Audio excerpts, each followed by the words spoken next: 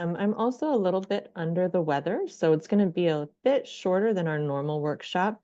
And since we have only a few participants, I can definitely answer some of your unique questions. If you have specific ones or specific parts of this utility adjustment petition process that you'd like me to touch on, I'd be happy to do so. And all you need to do to participate is to raise your hand or put information in the Q&A in Zoom. So to get started, my name is Patricia. It is December the 12th somehow, and we are going over utility adjustment petitions for landlords.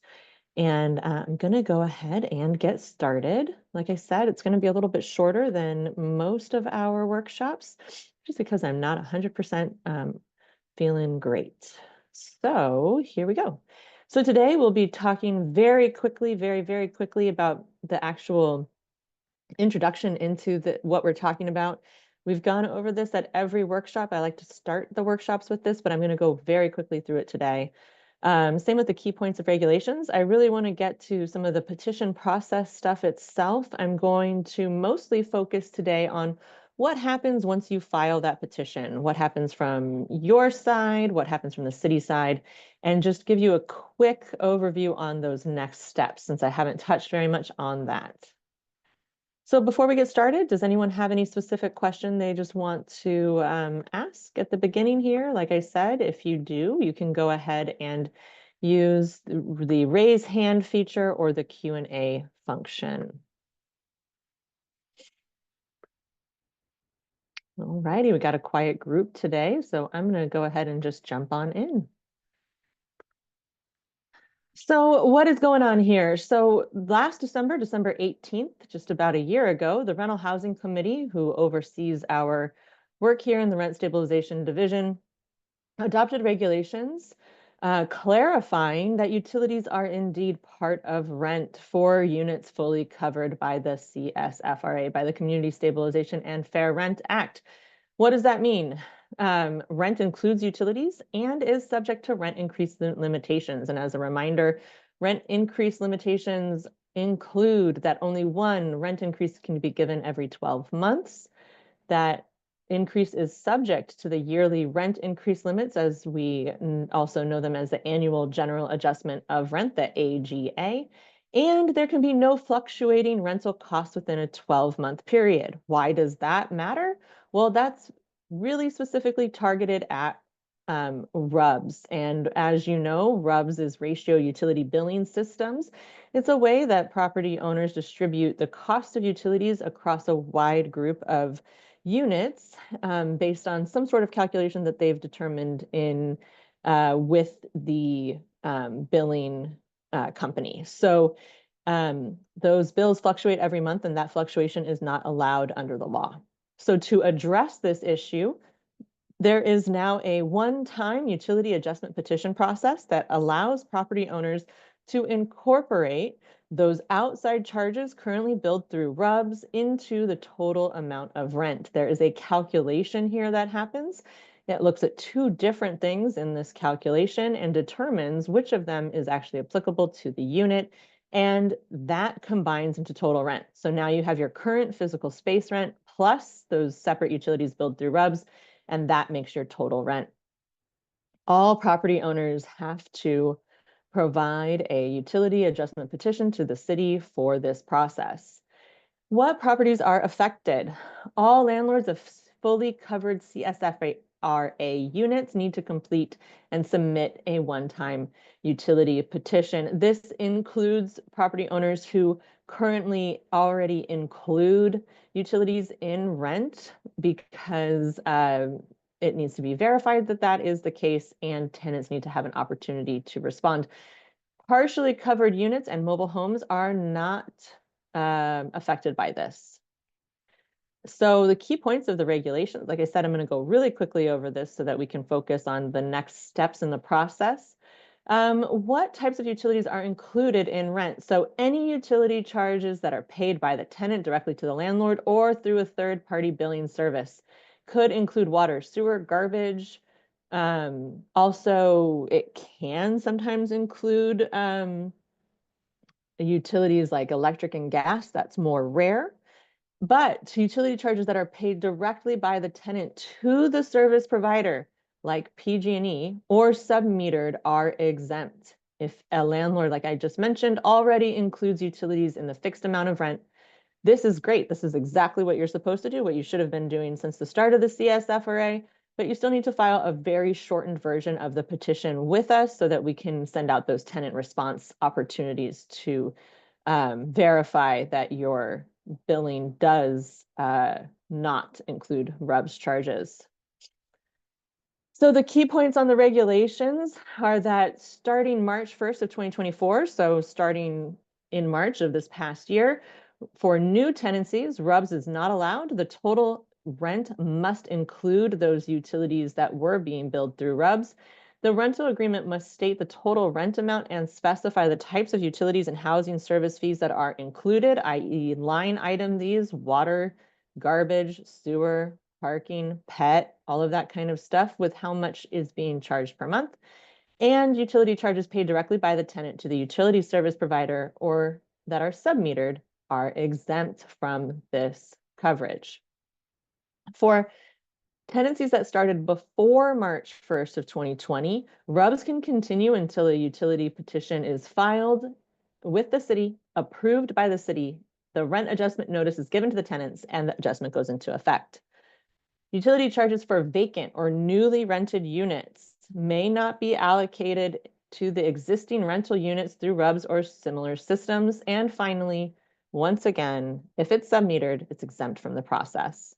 And I'm going to skip over this other than to say, if petitions are filed for RUBS issues, they are on hold for that portion of the petition.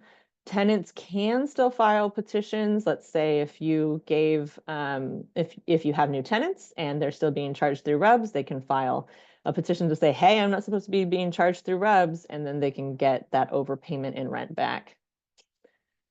So before we jump into the petition process, are there any questions about those regulations? I know I covered them really quickly today, but that is the goal, since we have other workshops that I've covered that more extensively with. Again, you can raise your hand or put information in the Q&A.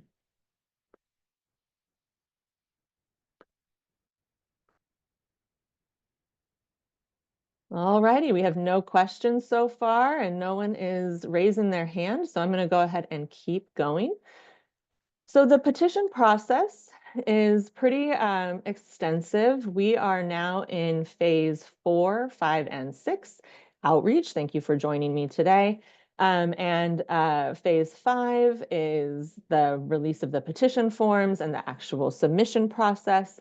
And then the staff processing your petitions is step 6. We are in steps 4, 5, and 6, and they will continue until we are done.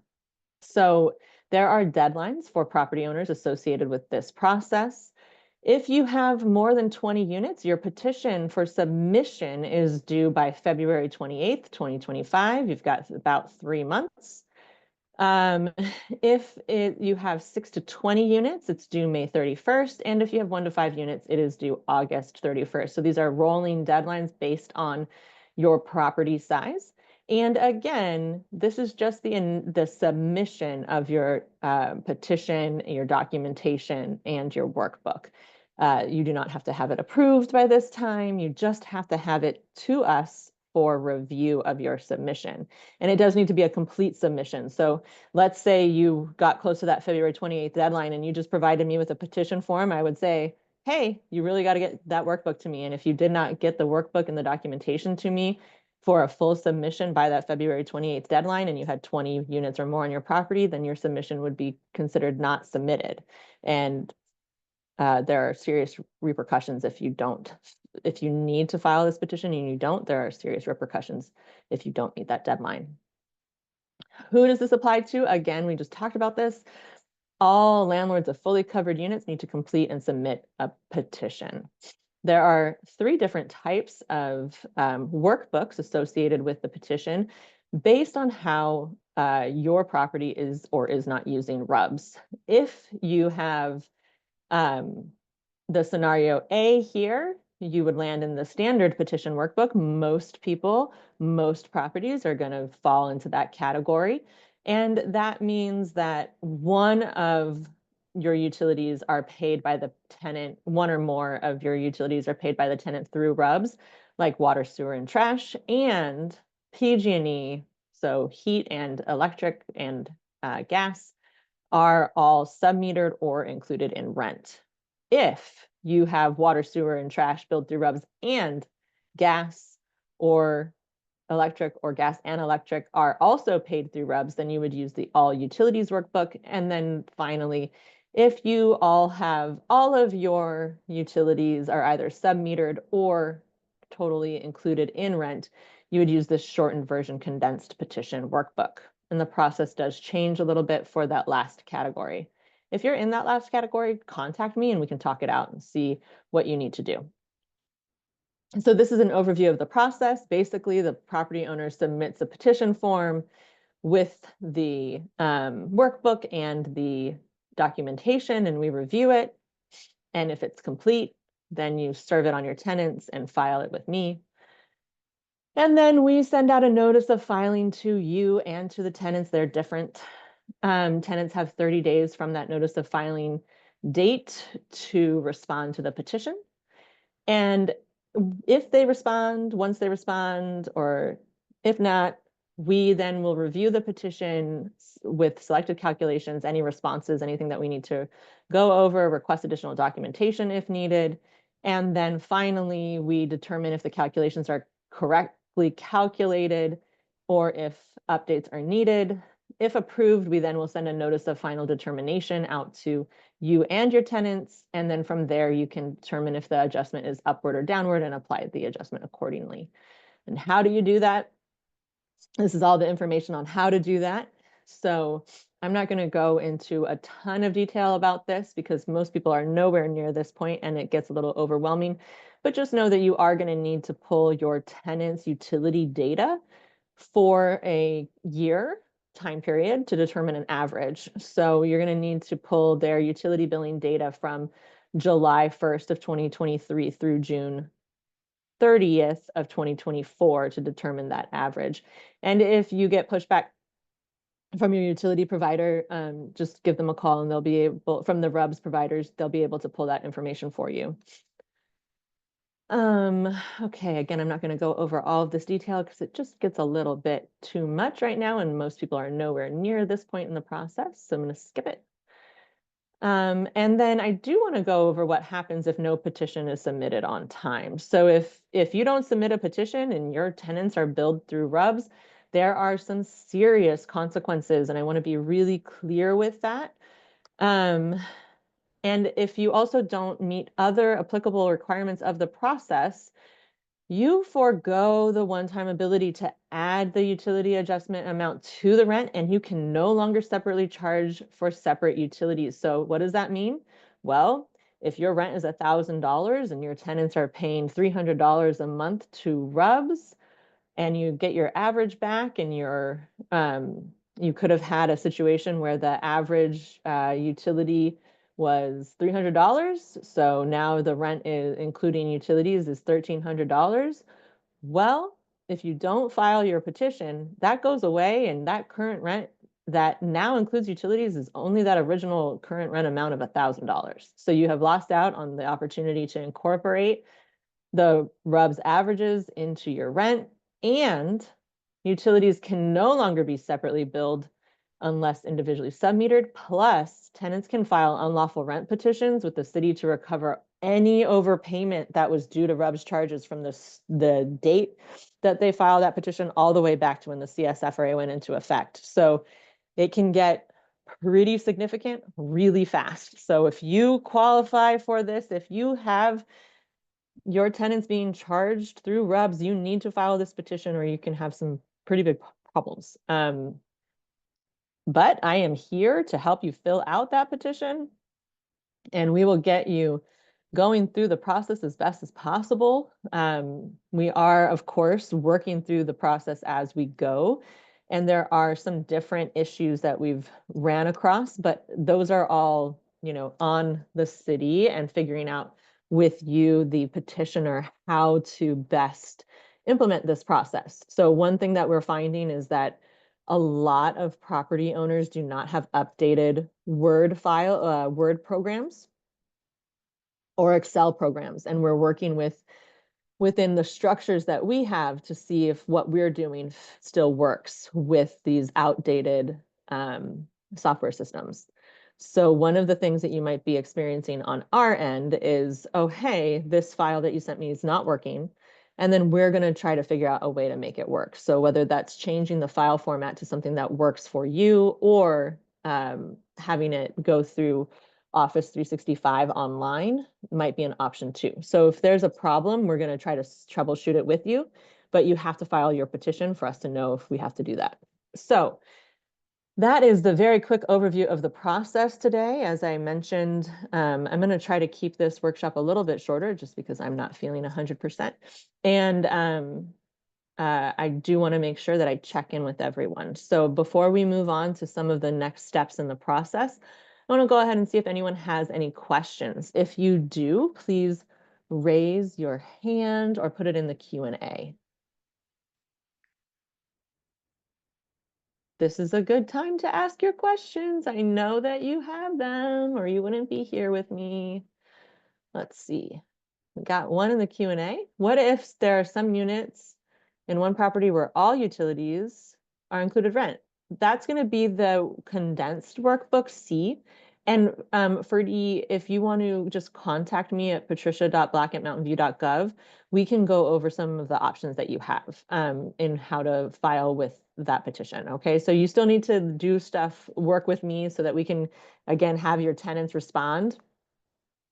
So someone's asking the same question. If the units are metered individually, then this process is not needed. You need to contact me. There is still a process that needs to happen, and we need to have an opportunity for your tenants to respond to that process. So if that's the situation that you find yourself in, contact me. Contact our office either at mvrent@mountainview.gov or just email me directly at patricia.black@mountainview.gov. So there's still a process there, but got to contact me so that we can work through it. All righty.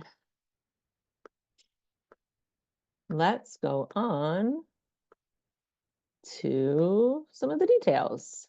Okay, so we have workbooks that do all of the math for you, which makes it so nice. So you don't have to worry about mathing here. I've gone over this in other workshops. So I'm not going to pull up the workbook today. You can go ahead and reference those other, excuse me, I have the hiccups, those other workshops that we've done in the past. They're available on YouTube. If you've joined us before, you've seen it already. It's a pretty cool workbook. It does everything for you. We've really tried to make it so that you don't have to do a lot of the technical stuff. And we're trying to make it as easy as possible for you to then serve the petition on your tenants. So what happens? You fill out your petition form, you fill out your workbook. If you need help, you reach out to us, or you come to office hours, or you come to the Landlord Help Center, which is every Thursday from 1 to 3. It's virtual or in person at our office at 298 Escuela. You do everything that you can to get all of that together. You do all of your documentation. Once all of that happens, we then go into the submission process. And that's what I'm going to show you now, what you can expect to receive from me. So I'm going to go ahead and pull up a form for you so that you can see kind of the next steps. So number one, you're going to get something called a notice of submission review from me. Okay, and it's going to look like this. If I can get it to open. All right. Here we go.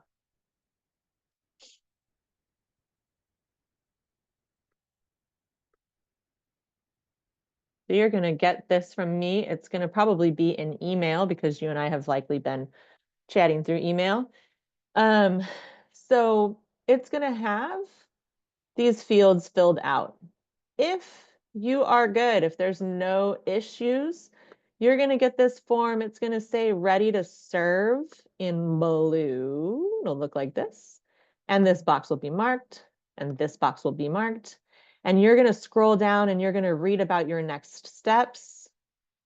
And I'm going to have a comment in here for you in blue. So if you're ready to serve on your tenants, you're going to get an email from me that will have very specific instructions in it with 6 or 7 files. Those files are labeled L 1 through 3 or 4 and T 1 through 3. The ones that are labeled L are for you to keep for your records. The ones that are labeled T are for you for serving on your tenant. Okay, so if you have passed your submission review, you're going to get this form from me and you're going to get those other files. And in that, you'll get something called a proof of service, and I'm going to show you that as well. It looks like this. So this form, this proof of service form, will be filled out for your specific tenants. We're going to do that on the back end so that you don't have to do that. It will make it much easier for you. So basically, you will have a situation where this will be filled out. It's going to have the primary tenant's name for the unit, the street address, the unit number, and what we have here called the unique ID, okay?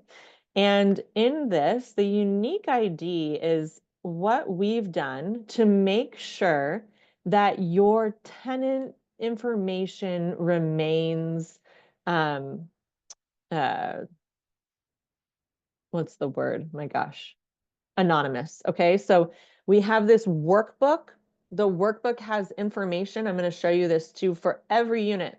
All right, but the units are numbered by a unique ID and randomly sorted. So your tenant has to go through the workbook that you created for us and find their unique ID from this form, go into the workbook and figure out what information is applicable to their unit, okay?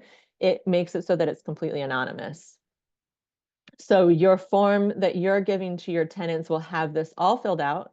We will also have all of this filled out, including the name of the representative and the address for the property. And then you'll see here that you have to come in and say what kind of service you're providing. So how are you giving your petition form and petition workbook to your tenants? You have to let them know.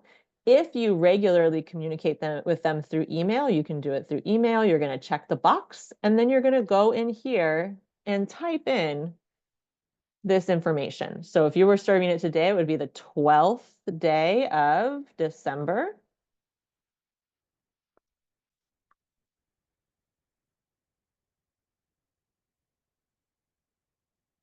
(2024).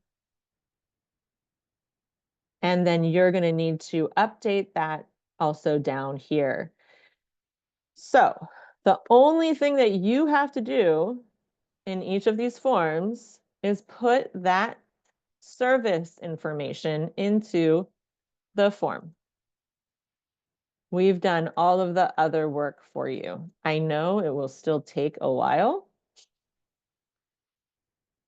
but we've tried to make it as simplified as possible for you. So you're going to put that in. This will already be here. This will already be here. All you have to do is check the type of service and then enter the day, the month, and the year. And you only need to do that on the first document here, the one in English. For all of your units, you will have this form filled out in English, Spanish, and Mandarin, but you only need to complete the English version, okay? So you only have to do that for each unit in English, but you need to provide the form in Spanish and Mandarin.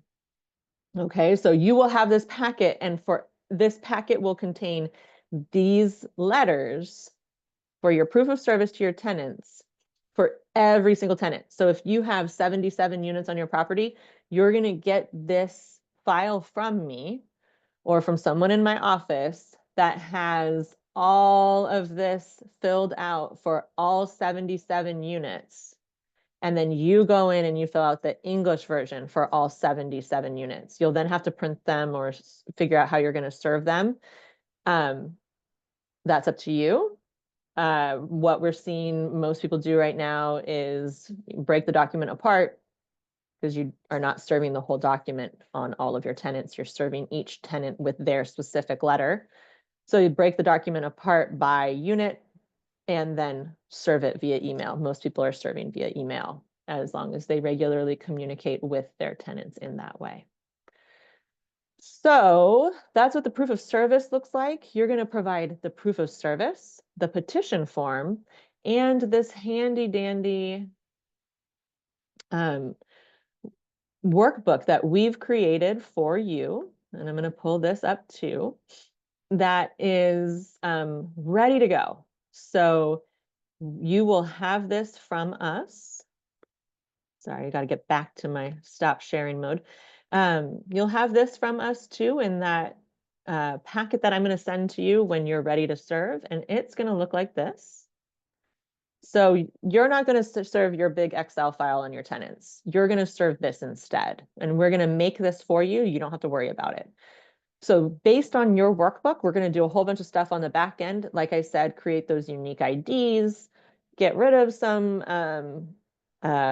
information that you might not want out there, like the current rent, all that kind of stuff. And you're going to give this PDF of your workbook to your tenants. It's going to have your reference charts, and then it's going to go into, I don't know why this isn't working. There we go. It'll go into worksheet 2, which has your unit information. As you can see here, we have all of these unique IDs. These are randomly sorted and then resorted to be from smallest to largest so that your tenants can find it easily, but it is not in order of the unit. So if you're unit 101, you're probably not going to be number 1, okay? You'll probably be like number 26. And that proof of service that I mentioned that I just showed you will tell your tenant what their unique ID is. And then the city is going to send a notice of filing to your tenant, and it will also say their unique ID and their current rent, but it's specific to that unit. Alrighty. So this is what this workbook looks like. It's going to have all of the information in that worksheet 2 by unit. And then it will have worksheet 3, worksheet 4, worksheet 5, 6,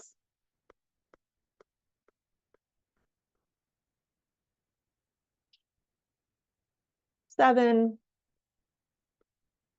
and 8. And if you are doing the all utilities workbook, it will have worksheet 9 as well.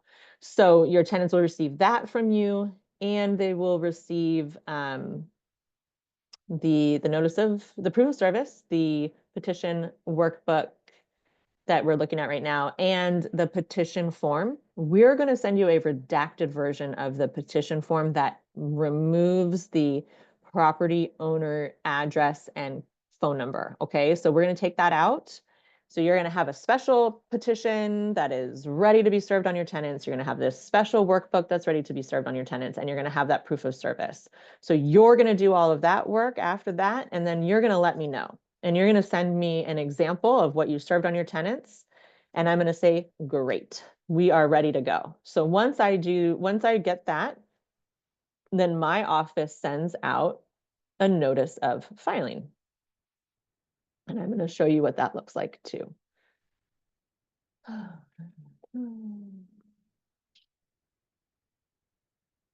So this will go out to your tenants as well from the city. So you don't do this, I do this. It will have information on the process. Why are they receiving this? Why did they receive a petition from you? And it's in, as you can see, English, Spanish, and Mandarin. And then this packet also includes additional information.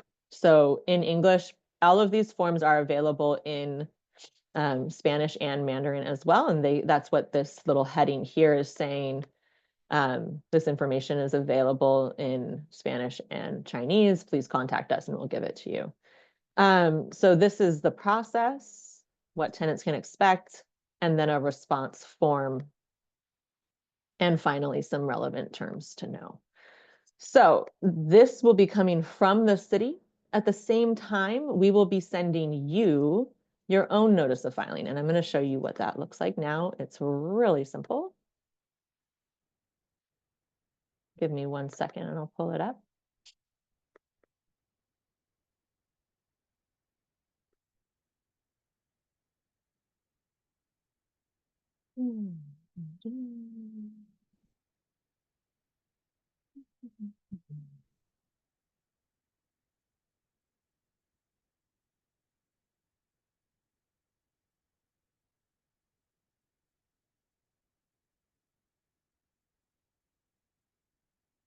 Hopefully that is working and you can see the file there. I'm actually not convinced that it is. So let me try one more time. Here we go. Okay, this is what you'll receive from me once you file your submission with me. You'll receive this notice of filing, and it just has really basic information that you've already received from me and the next steps. And this is important. So the next steps for you in this process is to start completing the average calculations in the upward or downward adjustment of rent form. I'm going to show you what that looks like. And I want to say, so keep in mind, your tenants have 30 days to respond to your serving of the petition. Use that time to do your calculations for the next step in the process, which are the rent adjustment calculations. So I'm going to pull up this form too, so just so you can see what it looks like, because you are going to need to complete this. We've already made it for you. This will be what you need to do. And I'm going to share it with you. This is what this looks like. So you, for each of your tenants, are going to fill out the date, the name, address, unit number, and then you're going to start to do the averaging here. So you're not going to know when you get this form whether it's going to be an upward adjustment of rent or a downward adjustment of rent. That doesn't matter. You just need to start this process because it will take a little while. So for each of your tenants from July of 2023 through June of 2024, you need to get their RUBS charges for each unit, and you need to put them into this spreadsheet. And so I'm going to just do this with random numbers so you can see how the process works.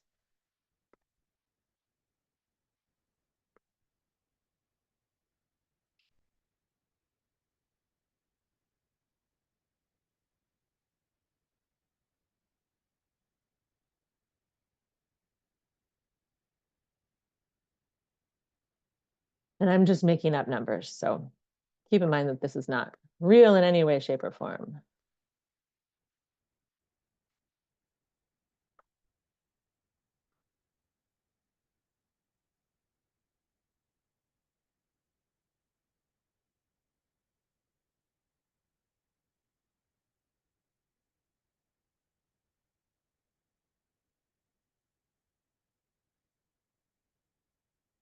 You can see it's doing all of the math here, okay? So it's figuring out every single math that you need to math, and it is telling you that for this 12-month period, the average utility charge was $251.49.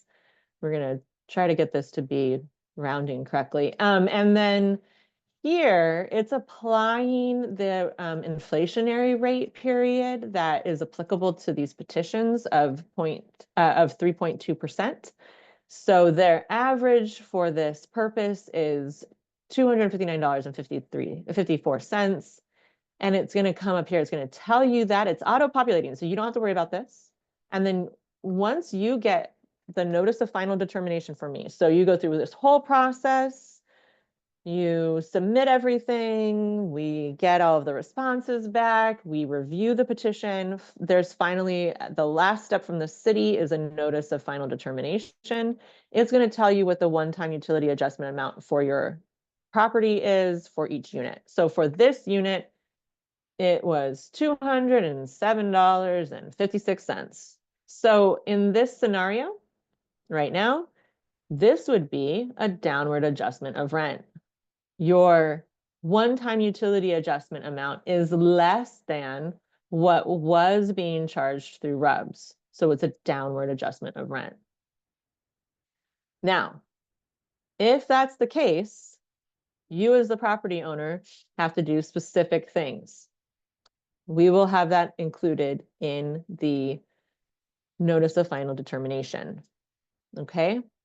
If it is like this, and it's an upward adjustment of rent, you will have different things that you need to do. So just keep that in mind. There are different ways that you need to notify your tenants based on whether it's an upward adjustment of rent or a downward adjustment of rent. But the notice of final determination will spell that out for you. And I want to mention that tenants can dispute whether the adjustment was upward or downward, okay? There's going to be a dispute notice form that tenants can use for that purpose. But this is the basic process. I want to be really clear. I'm going to send you this form. Start this process when you receive the notice of filing from me, okay?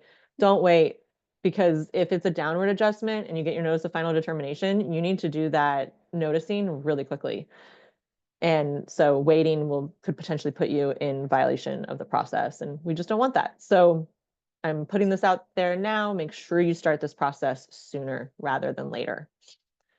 Also want to clarify, you cannot give these notices or any notice of upward or downward adjustment of rent related to this process until you receive the notice of final determination from our office, okay? It's not allowed because you won't have the information you need. But start these forms now so that you can do the averaging now so that you're not scrambling at the last minute because it takes a little while. Okay. So I'm going to just pull up my little handy dandy presentation really quick. We are done for the most part. I'm just going to share our contact information and our help center. So our help center runs from 1 to 3 every single Thursday at our office, or you can join virtually by going to mountainview.gov/housing help clinics, 1 to 3 p.m. We're always there. Please, please, please come. Or you can come to our office hours, which is every Tuesday from 10 to 12. Those are virtual, and you can access those by going to mountainview.gov/RSP office hours. Every Tuesday, we're there. And then if you have a specific, Patricia, I absolutely cannot meet during these times, you can schedule something with me, with our staff, okay? But for the most part, this is the time that we have to help you. We are here, we are available, and I can guarantee you that we won't have something else scheduled that conflicts. All righty. So I've got another question. Is there a deadline for contacting you for units metered individually? Yes, it goes by property size. So please, please, please meet those property size deadlines. If you have more than 20 units on your property, it's February 28th. If you have 6 to 20 units, it is May 31st. And if you have 1 to 5 units, it is August 31st. All righty. Are there any other questions out there today? You can raise your hand, you can put it in the chat. I'm here to answer your questions if you have them. Going once, going twice. All right, you can email our office at mvrent@mountainview.gov, or you can email me directly at patricia.black@mountainview.gov. We are always here to help. We will send out this recording of this webinar to you, as well as the PowerPoint tomorrow or Monday, and you can access it also on YouTube. So thank you so much for joining me today. And just reach out to me and start working on your petitions, because that deadline is going to sneak up on us sooner rather than later. Thanks again, everybody. Have a good one.